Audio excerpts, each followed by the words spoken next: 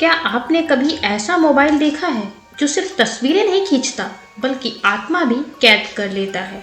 Hello my story lovers. तो आज की कहानी हमारी कुछ ऐसे ही एक सस्पेंस, रहस्यमयी और सीख से भरी कहानी है जिसका नाम है भूतिया मोबाइल का राज। तो चलिए शुरू करते हैं अपनी स्टोरी। एक छोटे से कस्बे में रोहित नाम का एक किशोर रहता था। उसे मोबाइल का बहुत शौक था। दिन रात मोबाइल उसके हाथ में ही रहता। गेम, वीडियो, सोशल मीडिया, हर जगह वो डूबा रहता। पढ़ाई में उसका मन नहीं लगता था तो घर वाले बहुत परेशान रहते थे। उसके माता पिता उसे बहुत समझाते थे लेकिन उसे समझ में नहीं आता था। एक दिन उसके पुराने मोबाइल में कुछ दिक्कत आ गई। बैटरी फूल गई और स्क्रीन भी टूट गई थी। वो नया मोबाइल खरीदने के लिए जिद करने लगा लेकिन उसके पिता ने नया मोबाइल खरीदने से मना कर दिया। तो उसके पास जो भी पैसे थे उसमें से उसने बाजार में जाकर एक पुराना मोबाइल खरीद लिया जो चमकता हुआ था, बिल्कुल नया जैसा। लेकिन दुकानदार बोला, बेटा ये मोबाइल खास है, इसमें कैमरा बहुत तेज है और जो भी इसमें फोटो खींचे वो कभी नहीं भूलता। रोहित ने बिना सोचे समझे मोबाइल खरीद लिया। दुकानदार ने जाते जाते एक अजीब सी मुस्कान के साथ कहा, लेकिन ध्यान रहे रात 12 बजे इसका कैमरा मत खोलना। शाम को घर आकर रोहित ने मोबाइल चालू किया। मोबाइल बहुत तेज था, आवाजें साफ थी, बैकग्राउंड में नीली रोशनी टिमटिमा रही थी। लेकिन उसने नया नया फोन लिया था इसलिए उसने तुरंत फोन लिया और अपनी ही खुद की सेल्फी लेने लगा। लेकिन जब उसने सेल्फी ली तो उस सेल्फी में उसे तस्वीर के पीछे की एक परछाई दिखाई दी। उसने सोचा शायद रोशनी की वजह से होगा। रात को 12 बजने वाले थे। दुकानदार की बात उसे याद आई लेकिन जिज्ञासा ने उसे रुकने नहीं दिया। जरा देखूं तो सही आखिर ऐसा क्या होगा, उसने सोचा और उसने कैमरा खोला। स्क्रीन पर अचानक धुंधली आकृति उभर आई। वह महिला की परछाई, लंबा बाल, सफेद कपड़े और मोबाइल से आवाज आई, तूने मना करने के बाद भी कैमरा खोला, अब मैं तेरे साथ हूँ। रोहित घबरा गया। उसने फोन बंद कर दिया लेकिन स्क्रीन अपने आप जल उठी। फिर वो आवाज बोली, हर रात 12 बजे मैं तुझसे मिलने आऊंगी जब तक तू मेरी बात नहीं मानेगा। अगले दिन स्कूल में उसका ध्यान बिल्कुल नहीं लग रहा था। दोस्तों ने पूछा, क्या हुआ यार, तेरा चेहरा तो पीला पड़ा हुआ है।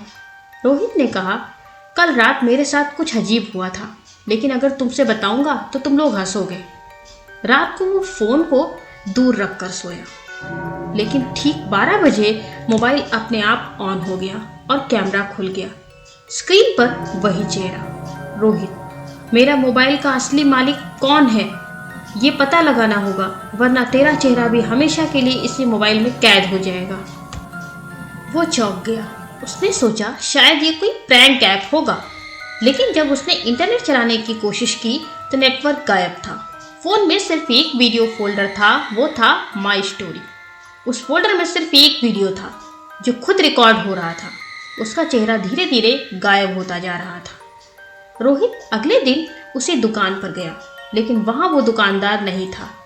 जगह वही थी लेकिन वहां पर ताला पड़ा था और पुराना बोर्ड लगा था, यह दुकान पिछले 3 सालों से बंद है। अब वो घबरा गया। तभी बगल के पान की दुकान पर बैठे एक बूढ़े ने कहा, बेटा तू भी उस मोबाइल के चक्कर में आ गया क्या? रोहित ने पूछा, आपको कैसे पता? बूढ़े ने कहा, 3 साल पहले इस दुकान में काम करने वाली एक लड़की रिया थी। उसे मोबाइल की लत थी। वो रात दिन वीडियो बनाती रहती थी। एक दिन उसने रात 12 बजे कैमरा ऑन किया और फिर कभी नहीं मिली। पुलिस ने उसकी लाश उसी मोबाइल के पास पाई। तब से जो भी ये मोबाइल लेता है वो रिया की आत्मा से मिल जाता है। रोहित के हाथ कांप गए। अब उसे सब समझ आने लगा था लेकिन सवाल था कि रिया उससे क्या चाहती थी।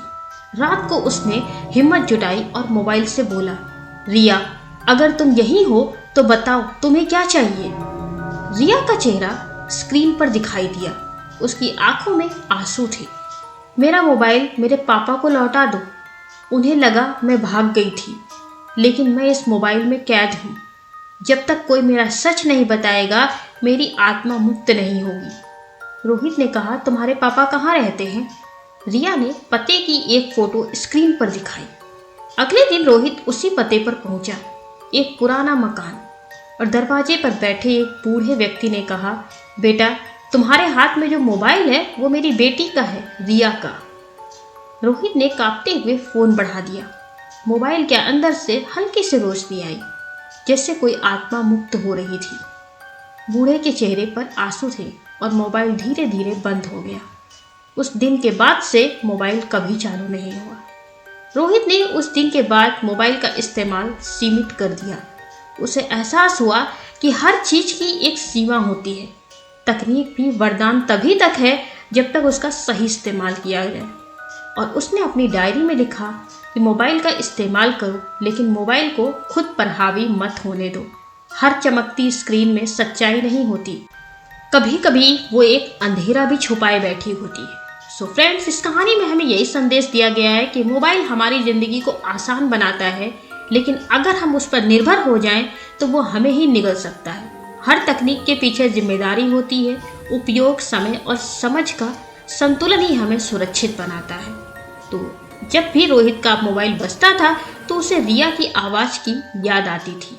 ध्यान से चलाना मोबाइल, कहीं उसमें फिर कोई भूत न जाग जाए। सो फ्रेंड्स, अगर आपके साथ भी कभी ऐसा कोई वाकया हुआ है तो प्लीज़ कमेंट्स बॉक्स में कमेंट्स जरूर करें।